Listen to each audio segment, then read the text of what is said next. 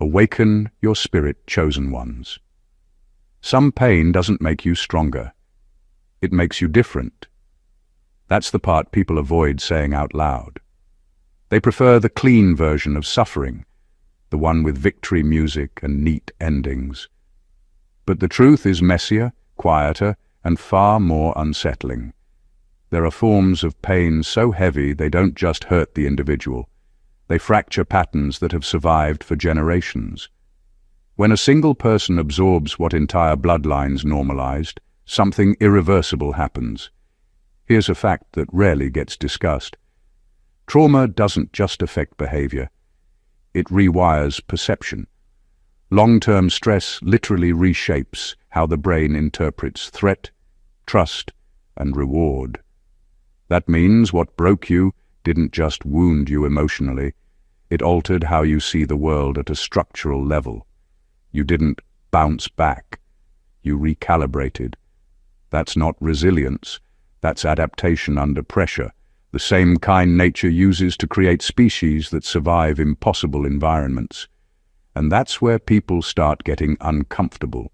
Because when you've endured pain that others pass down instead of facing, you don't return to the room the same person.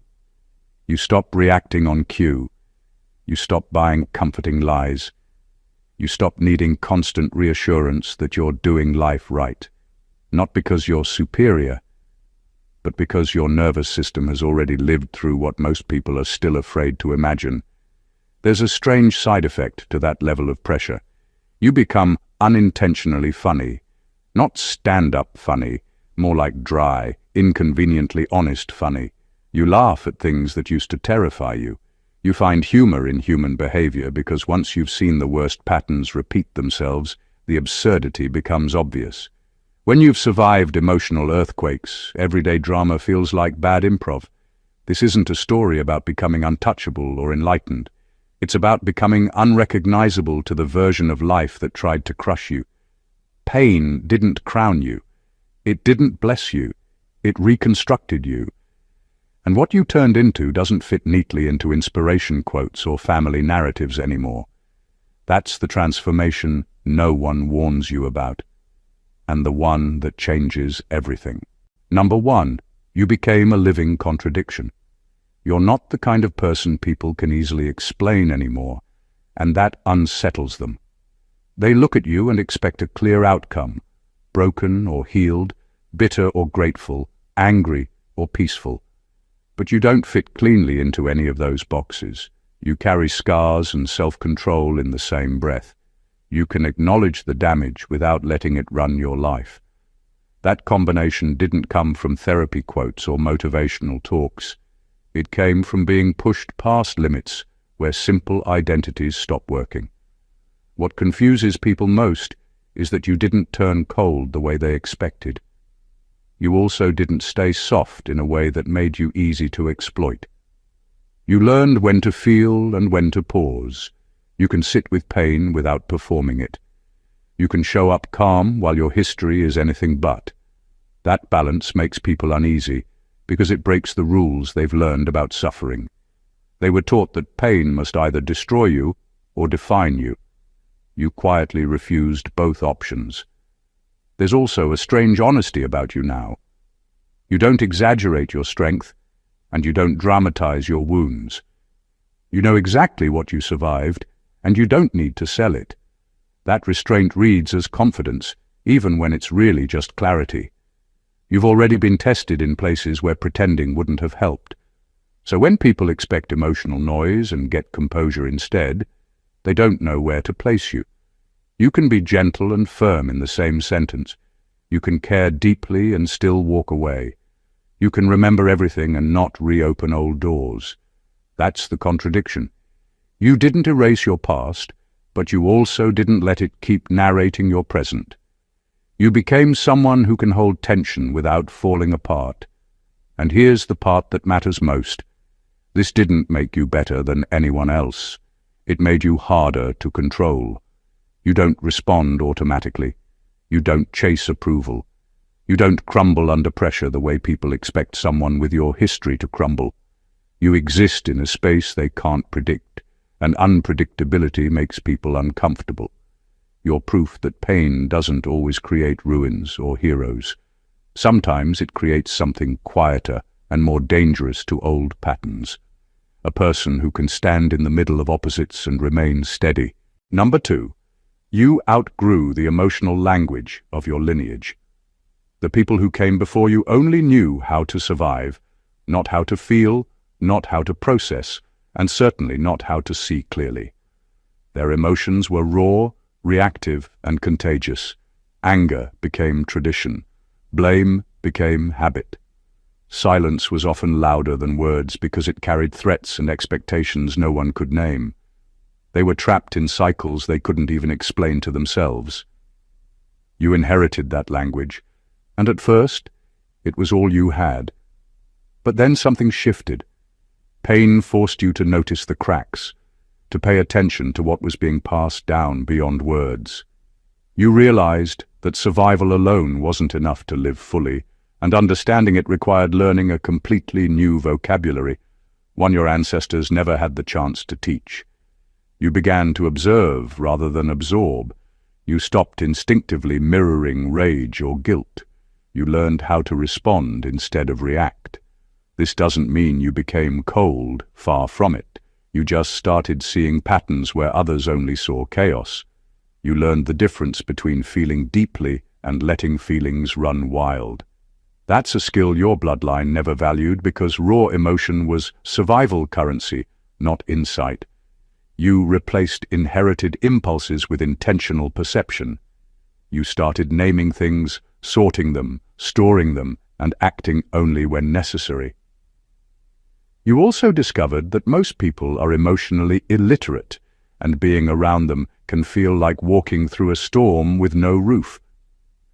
You no longer spoke in the shorthand of inherited frustration and resentment. You outgrew it. You developed a subtle kind of fluency that confuses people. They expect you to break, to overreact, to carry inherited trauma like a badge. But instead, you measure, you observe, you choose. You're still human. You still hurt. But your hurt doesn't chain you anymore.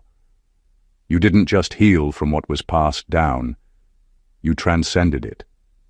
You learned the language your lineage never knew existed, the one that allows you to feel, to think, and to move through life without becoming the repetition of someone else's unresolved pain. You are no longer an echo. You are your own translation, and that alone changes everything. Number 3, you stopped needing witnesses. Most people survive life as if their existence depends on someone noticing. They need validation, approval, applause, proof that their pain, their effort, their choices matter. But when you took on pain that could have shattered entire bloodlines, something shifted inside you. You realized early that the world doesn't always care, and even when it pretends to, it often misunderstands. You stopped looking for mirrors. You stopped waiting for someone to nod, to say, "I see you." You learned to carry yourself through storms without anyone cheering from the sidelines. That independence isn't empty or cold. It's precise and heavy with awareness. You learn to feel the full weight of things alone and still keep moving. The kind of trauma you absorbed doesn't leave room for performance. There's no time to seek applause or reassurance. Every moment becomes about survival, clarity, and choices that don't require witnesses. You start measuring your life by your own standards, by the unshakable knowledge of what you've endured and what you refuse to let continue. That's not arrogance, that's accuracy. You know your own value, your own strength, and your own boundaries, so external validation becomes irrelevant, and there's a quiet power in that. People who once tried to control or influence you discover they no longer have leverage. Your actions, your words, your silence, they all exist independently of anyone's judgment.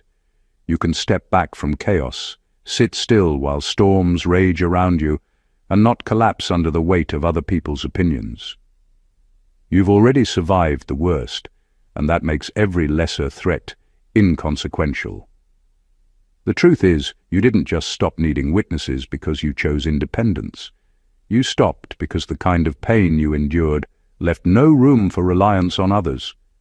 You became your own audience, your own judge, your own support system, and that self-sufficiency transforms everything. People are unsettled around you because they're used to being the center of influence. You, however, don't revolve around anyone. You exist as your own axis. You are enough without anyone else seeing it, and that is more powerful than they can understand. Number 4. You became immune to manipulation that once ruled your bloodline. For generations, your family operated on strings pulled by guilt, fear, and obligation. They were controlled by invisible rules no one named but everyone obeyed. A word here, a glance there, and entire decisions were dictated by the weight of expectation. People didn't need to shout. Subtle threats carried more authority than any argument. But when you carried the kind of pain most wouldn't survive, something inside you shifted. You stopped reacting automatically. You started seeing the invisible wiring. It wasn't instant. You had to test everything, experience betrayal, disappointment, and subtle coercion repeatedly to understand the mechanics. Over time, every attempt to manipulate you revealed its structure. You saw the fear disguised as concern, the guilt disguised as love, and the control disguised as guidance. What once would have bent you, breaking your will and reshaping your decisions without your knowledge, now bounces off. Your mind recognizes patterns before they're fully deployed. You don't need to fight. The manipulation fails because you've already decoded it. That immunity doesn't make you unfeeling. It doesn't make you ruthless or detached. You can still care, still empathize, still forgive. But the difference is precision. You choose where to invest energy, and you refuse to let invisible chains dictate your life. Your history taught you that people will try to steer you for their gain, and that knowledge became armor. You don't react out of fear, shame, or obligation anymore. This immunity makes people uncomfortable. They're used to being able to push buttons that no longer exist. They expect the old responses, the inherited reflexes, the silent compliance. Instead, they meet someone fully aware, someone who has survived the unspoken rules and refuses to play by them. You became a master of self-governance without ever seeking power over others. You became a force that can navigate any emotional battlefield because you are no longer a pawn. And that clarity changes every interaction, every relationship, and every decision in ways most people never see coming. Number 5. You developed a silence that isn't passive, it's strategic. Most people confuse quiet with weakness, but your silence carries weight that words could never match. You don't speak because you lack voice. You speak when it changes the outcome. Everything you endured taught you the futility of shouting into storms that don't care. You learned that words can be twisted, overheard, misinterpreted, or weaponized. Pain this deep shows you the cost of speaking too soon, of revealing too much, or of reacting out of raw emotion. So you became deliberate, measured, and deliberate again. This silence isn't emptiness. It's a tool, sharpened over years of being tested and exposed. You can listen longer, see patterns more clearly, and respond in ways that leave others off balance because they expect noise. They expect defensiveness, explanations, dramatics, or apology. You offer none. Your quiet signals awareness, control, and foresight. People around you start feeling the tension without understanding why. They sense that your lack of immediate reaction is more dangerous than a heated argument. You also learned that silence gives you clarity. When everyone else is caught in the whirlpool of emotion, you can observe the situation as it really is. You see motives, inconsistencies, and vulnerabilities without revealing your own. You can wait for the exact moment when speaking, moving, or acting will create maximum effect. That patience doesn't make you cruel. It makes you precise. You know when words are necessary and when restraint speaks louder than any declaration. The irony is that your silence often protects people as much as it protects yourself. By holding back, you prevent unnecessary escalation. By choosing your moments, you shape interactions in ways that chaos cannot. That kind of control is invisible, almost imperceptible, yet it commands more respect than any volume of speech. What you endured taught you that noise is cheap, but timing, strategy, and understanding are priceless. You learned to wield all of it quietly, and that is a power people rarely recognize until it's too late. You aren't silent because you are broken. You are silent because you are untouchable in the ways that matter. Number 6. You learned the cost of attachment early and paid it in full. Attachment used to feel like a safety net, a promise that people, places, or situations would hold you when the ground gave way.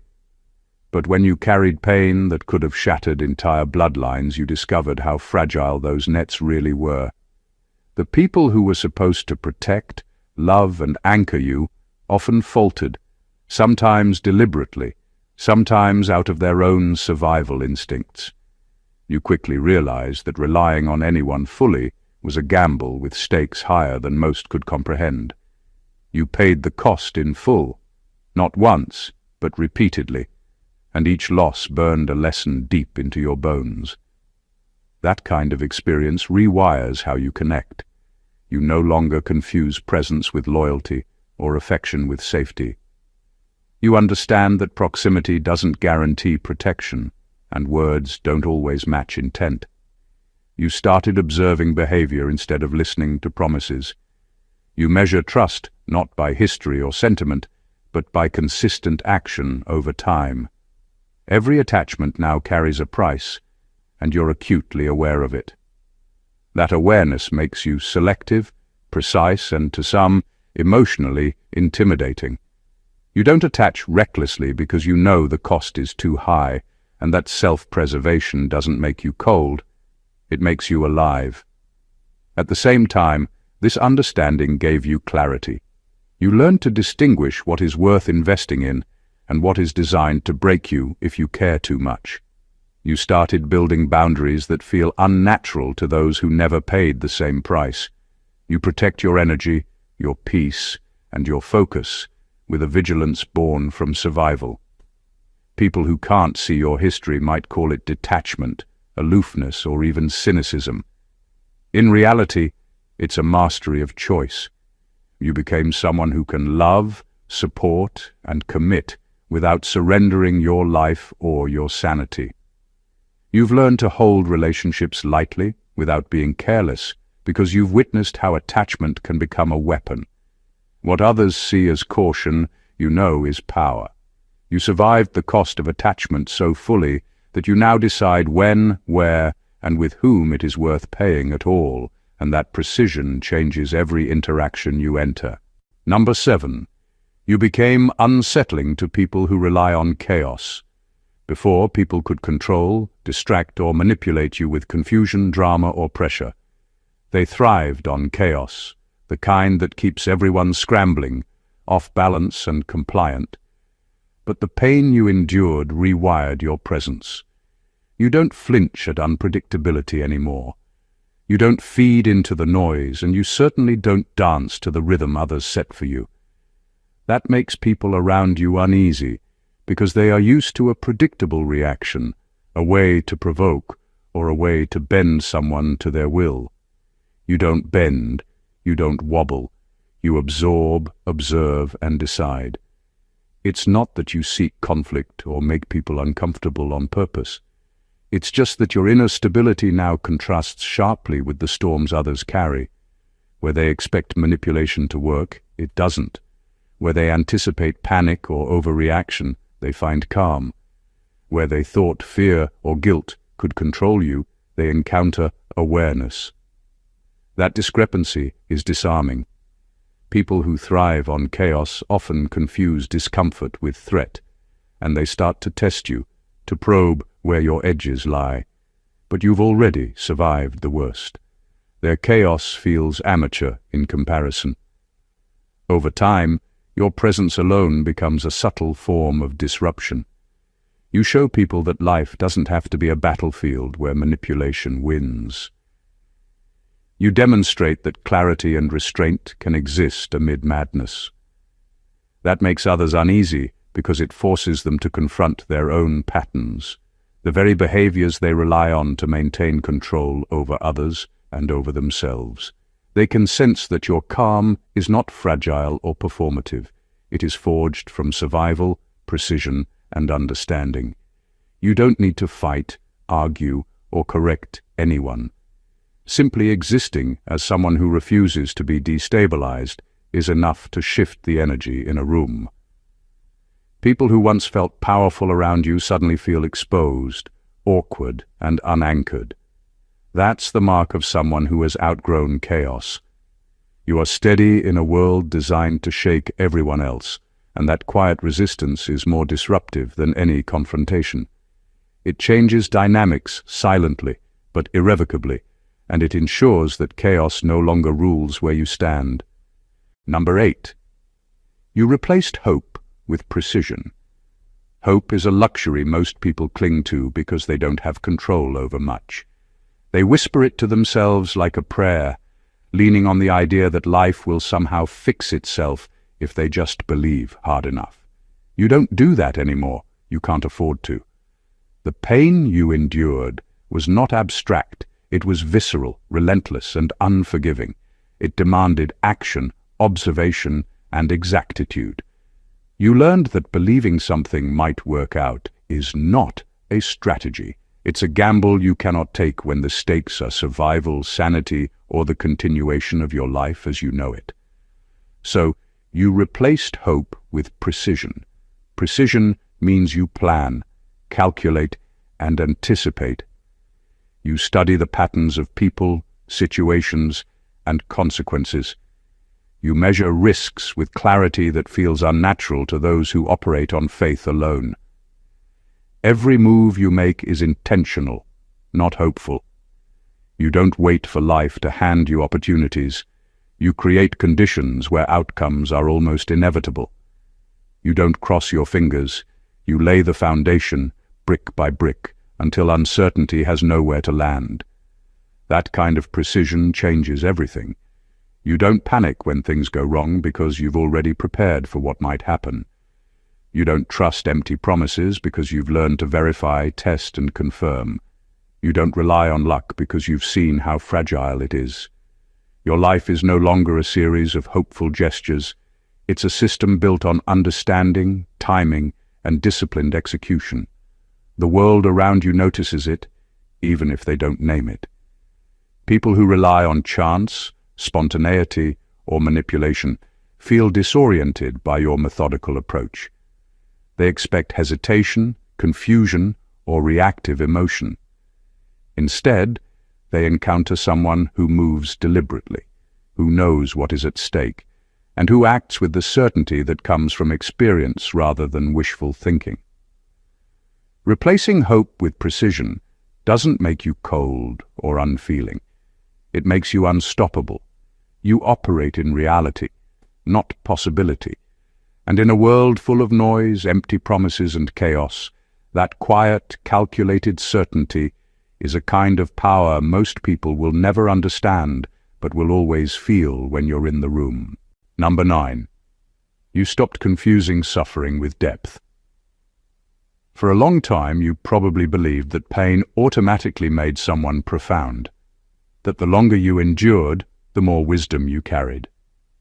That's what everyone around you seemed to teach. The more you suffer, the more real or deep you are. But when the pain you faced could have shattered entire bloodlines, that idea revealed itself as a lie. Suffering alone doesn't create insight, and it certainly doesn't define character. What it does is offer a choice between becoming a victim or becoming someone who sees clearly, learns deliberately, and acts intentionally. You didn't just endure. You observed, you questioned, and you refused to let suffering masquerade as virtue. The kind of pain you carried is merciless. It doesn't care about self-image or reputation. It strips away pretenses and exposes raw reality. In that space, you learn the difference between being crushed and being conscious of what crushes you. You learn to separate emotion from reaction, instinct from pattern, and history from destiny. That distinction is what real depth looks like. Not scars on display, not dramatized misery, but quiet intelligence forged under pressure. You became someone who can look at suffering without being consumed by it, someone who extracts lessons without glorifying the pain itself. Because of that, you see people who confuse suffering with wisdom, and it's almost comical. You've witnessed that carrying hurt is not the same as carrying insight. You've learned that depth is earned through processing, choosing, and surviving without illusions. You feel it when someone tries to perform their pain, when they mistake chaos for insight, or when they treat struggle as a badge instead of a teacher. That awareness makes you unshakable in your perspective, unmanipulable in your decisions, and quietly terrifying to those who rely on dramatics to feel significant. You stopped confusing suffering with depth because you had to, and the result is rare, a mind and a presence that are not merely weathered, but illuminated. You carry the lessons of pain without its excuses, and that clarity changes everything. How you move, how you see, and how the world responds to someone who has truly learned from what could have destroyed them. Number 10. You became emotionally literate in a family that survived on suppression. The people around you never talked about feelings in a way that made sense. Anger was expressed as silence or punishment. Sadness was dismissed or disguised as weakness. Love was conditional, tied to obedience, achievement, or survival. That environment could have left you numb or reactive, repeating cycles you didn't even understand. But the pain you absorbed forced a different kind of learning. You couldn't afford to remain blind to the emotions swirling around you. You had to decode them, not just to survive, but to understand yourself and the people trying to shape you. Emotional literacy isn't about being sentimental or soft. It's about naming what you feel, understanding why it's there, and choosing whether to act on it. It's about recognizing the patterns of manipulation, fear, and neglect that others take for granted. You learn to see the subtle signals, a shift in tone, a flicker of avoidance, the tension behind words that were never said. You can read people like a map, not because you're intrusive, but because you had no choice but to notice the maps that existed before you and the paths they forced you onto. This literacy gives you power that people around you don't even realize they've handed over. Where they operated on instinct, you operate on clarity. Where they assumed compliance, you choose understanding first, then action. Where they acted out of inherited confusion, you act deliberately, aware of every emotional consequence. That makes you disarming, intimidating, and difficult to manipulate because your responses are measured, not automatic. You also developed a level of empathy others rarely reach. Not the naive, sentimental kind, the kind that sees reality in full, understands motivations, and still doesn't get caught in the trap. You feel without losing yourself, you notice without being overwhelmed, and you respond without being ruled. Becoming emotionally literate in a family that thrived on suppression didn't make you soft. It made you rare. You carry the ability to navigate emotions that others fear, ignore, or weaponize. You understand the human landscape in a way your ancestors never could, and that insight reshapes every interaction, relationship, and choice you make. Number 11. You developed a private moral code that doesn't beg for approval. Most people inherit values like heirlooms, taking them for granted without questioning whether they fit, whether they work, or whether they survive scrutiny. In your life, those inherited codes were often incomplete, contradictory, or outright harmful. You watched promises of loyalty turn into betrayal, Gestures of love morph into control, and instructions meant to guide twist into shackles.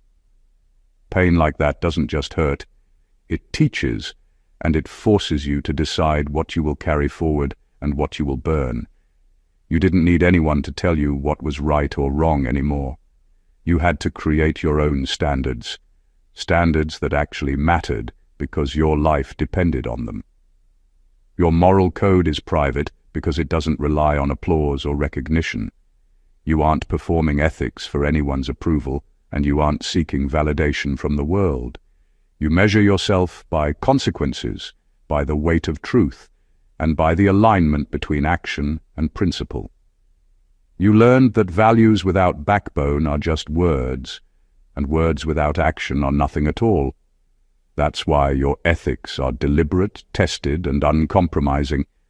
They survive scrutiny, consequence, and temptation. They are not social, they are functional, and that makes them far more dangerous than inherited morality. Because of this, you operate independently in spaces most people need rules and observers to navigate. You can make hard calls that others avoid because they fear judgment.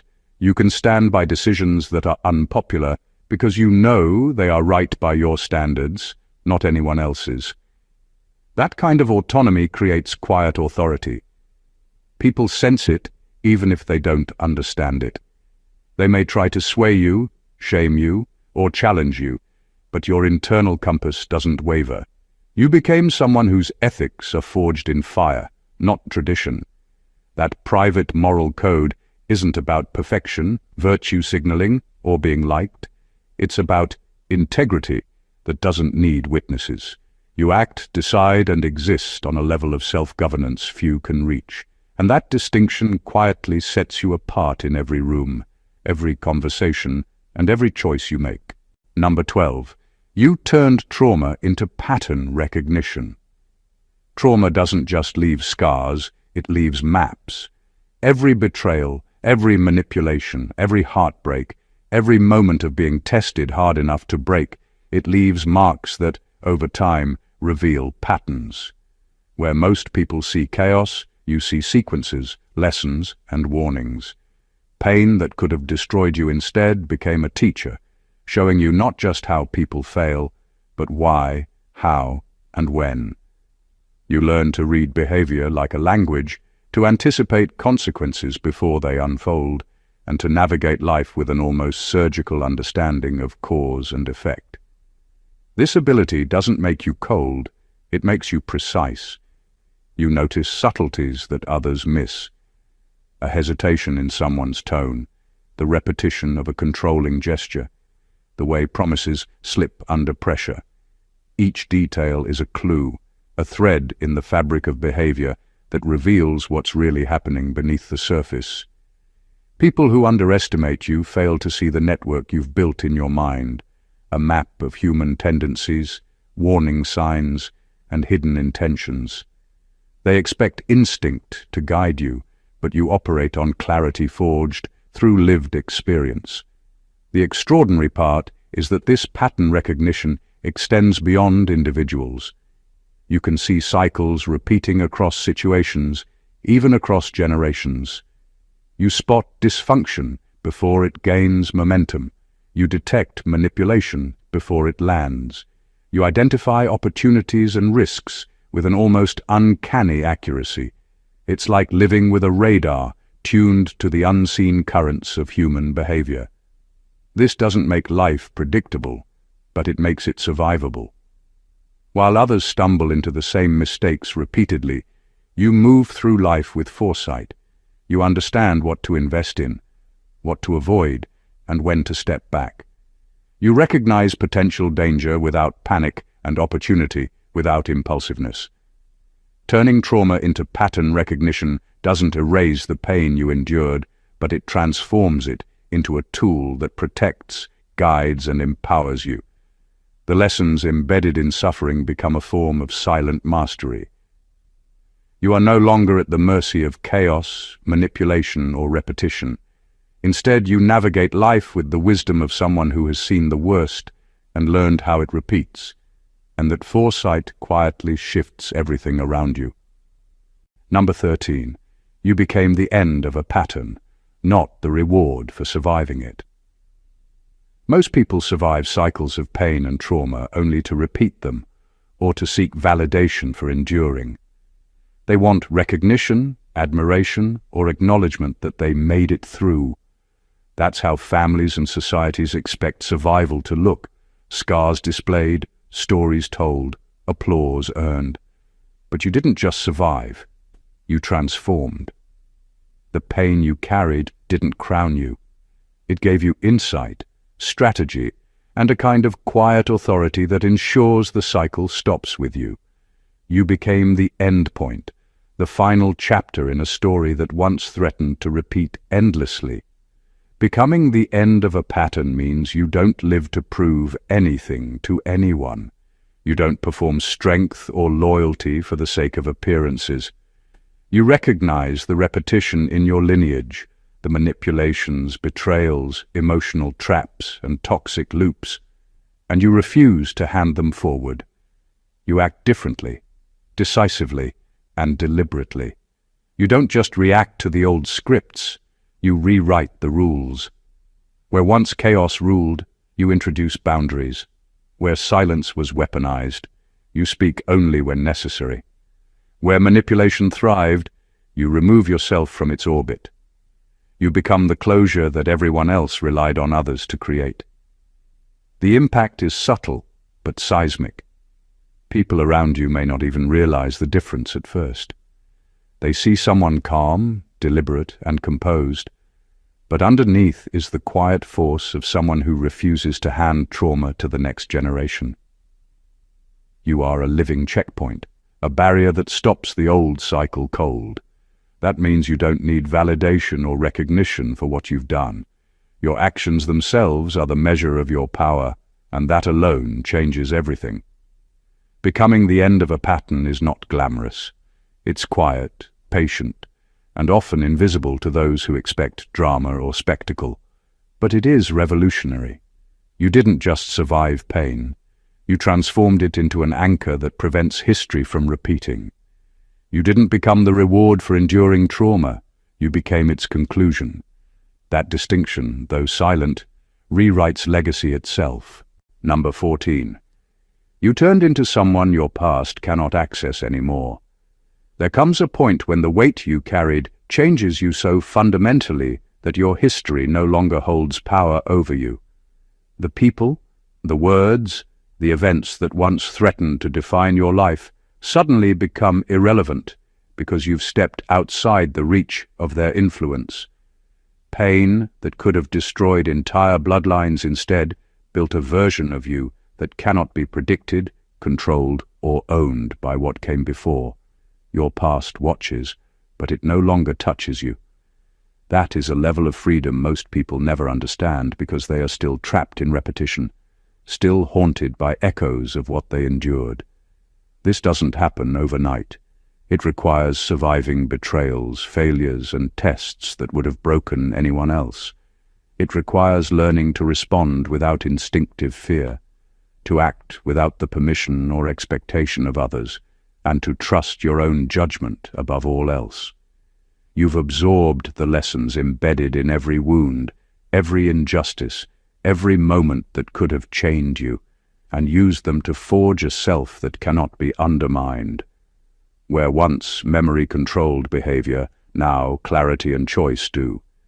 You carry history without letting it dictate who you are or how you move. The consequence is almost imperceptible to outsiders, but it changes everything. People who try to manipulate, intimidate, or provoke you discover that nothing in their arsenal works anymore. The old triggers fail. The old expectations crumble. You exist in a space where your past cannot narrate your story, and that makes you unpredictable, untouchable, and quietly formidable. There is also a strange grace to this state. You are not bitter, nor are you cold. You simply exist beyond what once hurt you. Pain did not vanish. It transformed into knowledge, strategy, and awareness. Every encounter, every decision, every relationship is filtered through the lens of someone who has seen the worst and refused to be claimed by it. You are no longer the person history tried to shape. You are a new axis, a self-contained force, and your past can only watch as the person it once threatened moves freely, powerfully, and untouchably forward. Conclusion. What you've endured is not a story of survival. It's a story of transformation. Every moment of pain, every betrayal, every challenge that could have shattered entire bloodlines instead forged a version of you that is precise, self-governed, and unshakable. You became a living contradiction, quietly powerful, emotionally literate, strategically silent, and free from the patterns that once tried to claim you. You stopped seeking validation, stopped confusing suffering with depth, and stopped letting your past dictate your future. You replaced hope with precision, loyalty with discernment, and instinct with insight. You became someone who cannot be manipulated, controlled, or understood by the rules of the past, and in that you rewrote the very definition of strength. The truth is brutal, but it is also freeing.